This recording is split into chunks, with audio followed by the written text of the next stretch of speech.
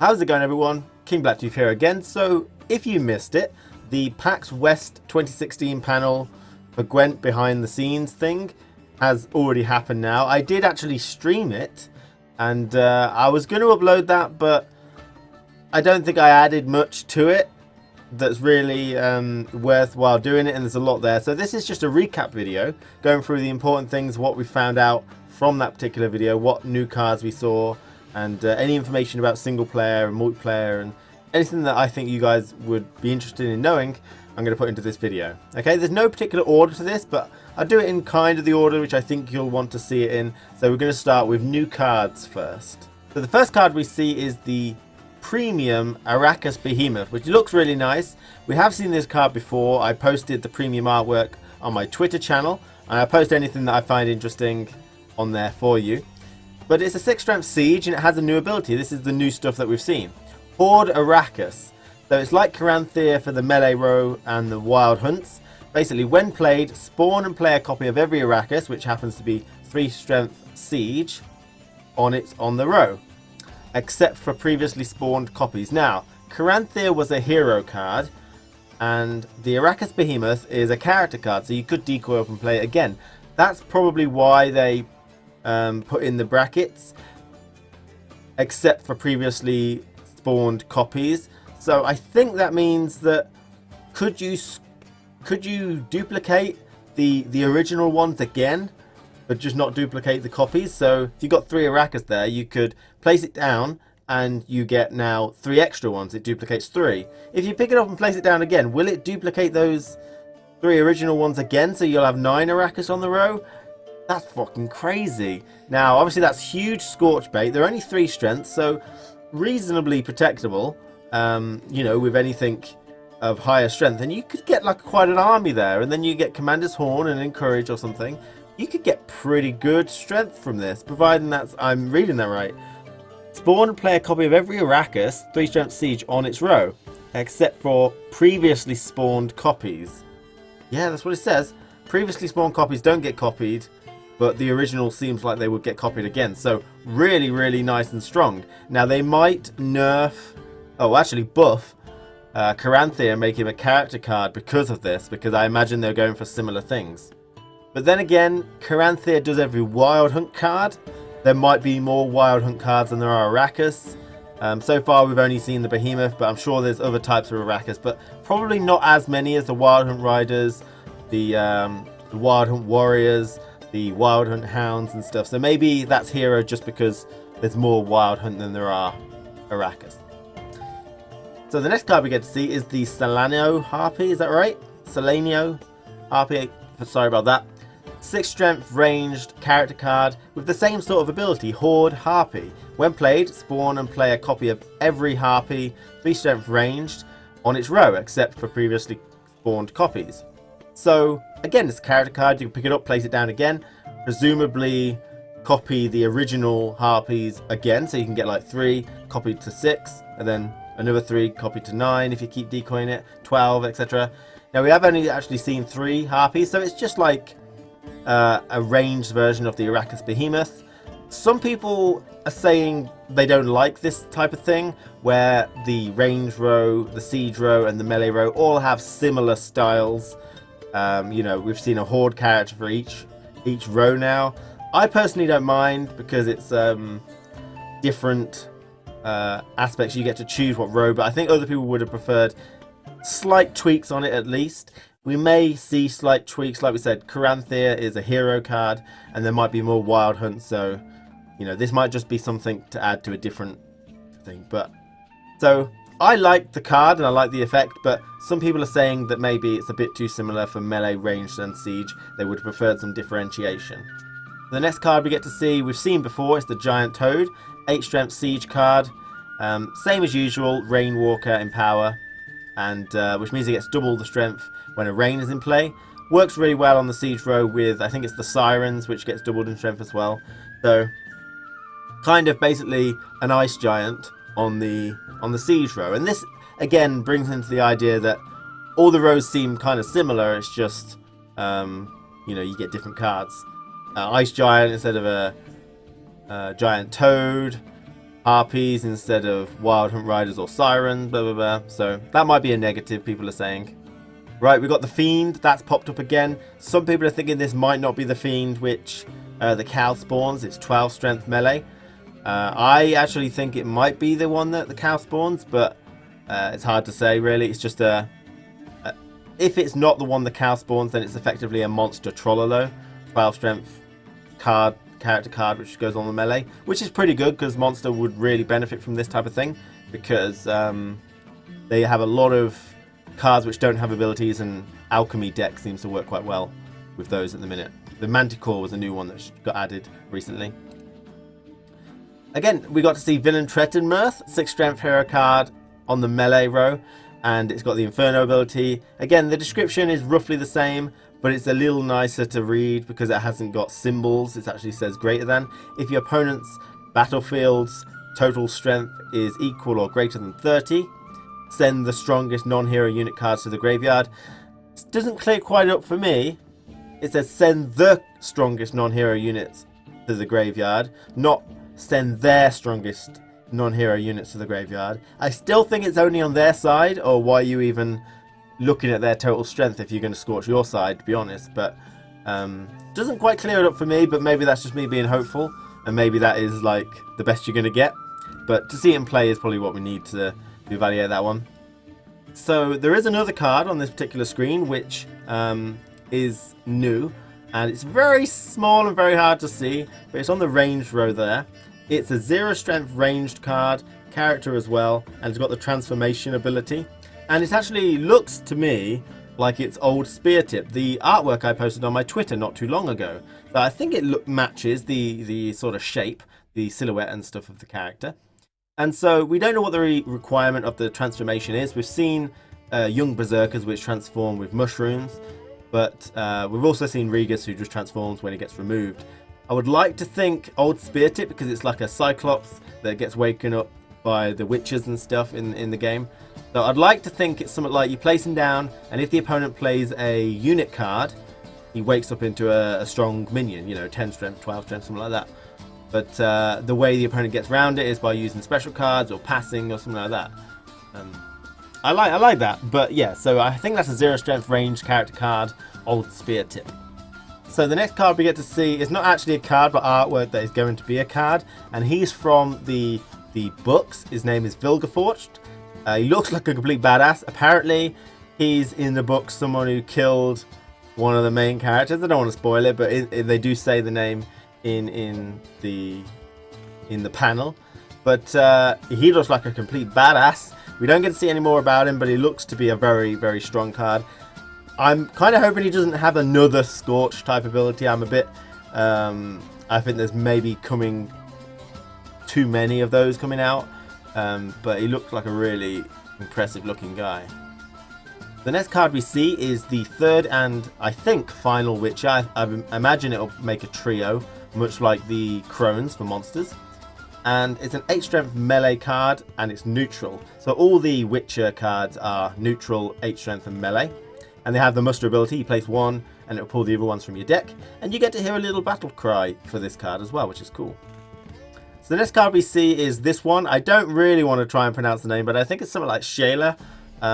8 strength card, has the agile ability, it's a character card as well. I believe it might be Northern Realms only or neutral. It'd be nice if it was neutral because it's got the alchemist ability. So she would be very important in an alchemist deck because you need more than just the 3 alchemists.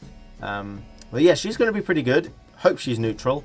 Could be Northern Realms based. The next card we see here is Leo Bonhart. He is a 6 strength melee character card. Don't know what faction he's for. I'm guessing it's neutral, but I'm not sure. And he's the only card so far that actually has the epidemic ability tied to him.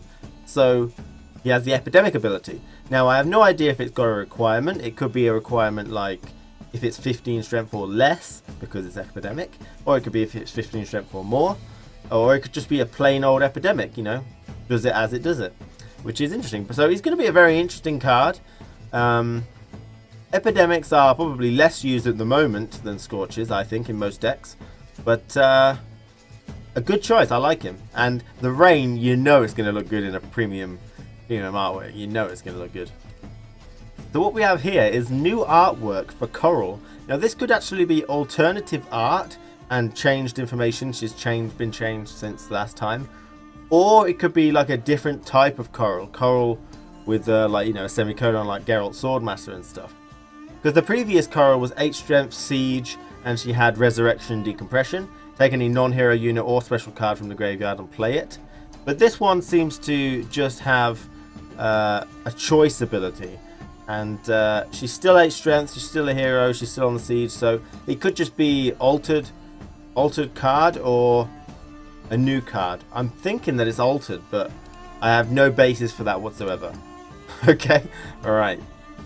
So that's it for the cards. Let's go on to premium cards and the information they told us on those.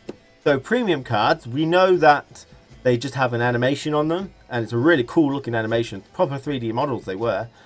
And they don't affect the game in any way. The stats are exactly the same. Maybe you can produce a strategy where you have a nice deck of premium cards. You play them down and your opponent is so busy looking at the premium cards that he forgets to play his hand, and then you win. That is one strategy, a legit strategy. But no, they don't actually affect the game in any way. And how do you get them? So now they said on the panel that you get premium cards just by opening card packs. You can get card packs through in-game currency, or you can get them from real money if you purchase them. You might also get them in other ways, you know, like weekly or whatever. But yeah, you just get these from opening card packs. So you've got your common, your rares, your epics, and your legendary, as well as premium versions of those types of cards. And we didn't actually get a question on this, but this is one question that's still outstanding for me. So if you're a developer listener to this, feel free to answer it. Crafting is in the game, and I'm wondering whether you can craft premium cards. In like Hearthstone, for example, you can craft golden cards, but they cost considerably more. And I would like to know if you can craft premium cards. So let's move on to game audio. We've heard a little bit of in-game audio, you know, just music that's playing. So you can have a little listen to that now if you want. And you can, oh, and see, there's the music. There's your music. There's your music. So as you can see, we have changed a bunch of things, right? We have added these card previews, we have all new card art, we have changed the UI so you can see the cards of your opponent. The next thing we heard about was Battlecries and Reactions. So we know cards have battle cries. We've heard that so far already if you've been watching some of my videos, where you place a card down and they'll say a phrase. And we've got some phrases I can share with you now and the respective cards to go with them. And they're pretty funny. Before we get onto that, let me just talk about reactions slightly. So reactions are when certain cards are on the board and you place another one, usually when they're connected in lore terms, they'll speak directly to the other card. Like they have like targeted trash talk and interactions between certain cards. They said they only recorded about a couple of dozen of these, and they may do more later on. But I like the idea, and it just varies up the type of battle cries you can get, which is really nice. Call yourself a king? You're but a sadistic little snot. So this one actually is a reaction. So when you play Sheila, when there is Radovid on the board, she kind of disses him because she doesn't like him very much, right? Getting to work. Scurvy scatches! When the white frost comes, do not eat the yellow snow. You belong to me, lass. That might even be amusing. The last thing they went on about is the single-player campaigns in Gwent. Untold stories from the Witcher universe. These are not going to be about Geralt. Geralt is not going to be the key focus of this. Geralt will actually take part in the opening tutorial for Gwent the Witcher card game, and it'll be from his perspective or whatever. It's going to be around 10 hours long for each campaign, 10 hours plus. And they seem to have a high amount of replayability because there's a lot of exploration in the particular maps, as well as choices and consequences in lieu of Witcher 3 style. So Witcher 3, they had a lot of choices and actual meaningful consequences, and there were shades of grey as well, and they're going really into that with these single player campaigns as well. So a nice bit of replayability. So the way these single-player campaigns are going to work is that you are a commander of a faction. There's probably going to be a campaign for each of the factions, I would suggest, with more to come in later. And you have Gwent cards, and they're a card representation of your physical army. And I told you about exploration and choices and consequences. And well, you're going through this isometric map, and you're building your army up to reach your end goal, which is probably to crush somebody at the end or whatever. And as you progress through this world and do all these choices and stuff, you will be losing cards and gaining cards as you go. One example they gave was you may run into some mercenaries which you have to pay off, and you can choose to pay them off or not. And if you do, then you'll gain their cards for your army. And then later on down the line, another commander might choose to pay them off more, so you'll lose them cards again. And one thing that's very important to mention is that the single player and the multiplayer is completely separate. The cards you get for single player and the cards you get for multiplayer are separate, okay? Because you will gain cards, lose cards. There are cards in single player which are overpowered that don't get seen in the multiplayer, that's specific to the single player campaign as well. So it looks to be like a fully fledged, proper Witcher 3 style experience for these single player campaigns, and that's probably why they're going to be asking for real money for these single player campaigns. They said this, I mean, I got a bit confused because it's pretty much guaranteed that you have to use real money now from all the sources of the developers saying, yeah, you have to spend money on it. We're not giving anything away for free. But when asked in this PAX panel, can we use in-game currency to buy it? They said that they're still working out the details, but take it from me, it's going to cost real money for these single player campaigns. And if I'm wrong, I will eat my socks. Okay? So that is that. So the question and answer session was at the end, and to me there was a lot of questions which were not very good in my opinion. A lot of questions you knew were going to be very tightly embargoed. No, we're still working on the numbers and stuff like that. We can't reveal, we're not going to talk about that. But I mean, it's up to them if they want to ask the questions. I wasn't there, so I'm not privileged enough to be able to choose my questions. But here's an example of a question that I didn't really care about because I think I've got my answer, but you guys might not know. It was crossplay. How's that going to work? As in, do we get crossplay? Now, crossplay between PC and Xbox One is guaranteed. For PlayStation 4 in the mix, they're just waiting on Sony's approval. They've got things already worked out in the mix, so they're just waiting on Sony's approval and see if that can go through, because there's legality issues for that. So another question, which was quite interesting, but I feel like it's going to be one of those embargo questions. It was, is there a way to gamble cards against your opponent? So in The Witcher 3, the innkeeper used to put up a card which was new to you, and if you won, you earn that card. And he was wondering whether I could, like, say, risk my Geralt Igni against your villain Trettenmirth, and whoever won got both cards, you know, so a gambling method for your cards. And they basically said there's no way you can do that yet. It's an open question because depends on, there are new game modes coming, but so far they have no plans to make you able to gamble your cards. Some guy, I hope it doesn't work, he asked how do you build a deck? And everyone got a bit confused because someone said there's a deck builder, but what he meant was how do you go around in multiplayer getting more cards? And I thought that was a silly question, a really silly question, but if you don't know, card packs is how you earn cards in multiplayer Gwent the Witcher card game. And you earn that through either in-game currency or you can buy it with real money. You'll get in-game currency through playing matches, so it is a viable free-to-play. They did say you can viably free-to-play this game if you want, but if you haven't got the time to play it as much, then you can just purchase the cards and purchase the packs, sorry. But yeah, and then when you open a pack, you get 3 cards presented to you which are rare or higher, and then you pick one of those cards, which gives you an element of choice, and then the other 2 disappear and that one goes into collection, and you'll see 4 more cards, and they're, you know, any random rarity. So the next question was involving Hearthstone Arena or Magic the Gathering drafting, game mode, style modes. I would really like that type of mode. I think it would keep it fresh, meaning that the opponent won't always have the immediately best deck. You have to play with what you're given, which just adds a nice little randomness to it, which is still skill based because, you know, a little bit of random, a little bit of skill based. I really like the idea. It just keeps the game fresh so that if people start net decking, then it still keeps it interesting. But obviously you'd expect the same kind of answer, and they did kind of give it. They're not saying no, but they're not saying yes. They're still working on new game modes, but they're not going to say anything else really about that yet. And let's just go over some of the extra things that I'm going to tack on the end because I can't seem to fit them and make a concise video. They've got no plans for mobile version at the minute. They're going to stick to PC, PlayStation 4 and Xbox One. There are no plans for physical Gwent cards with this particular thing.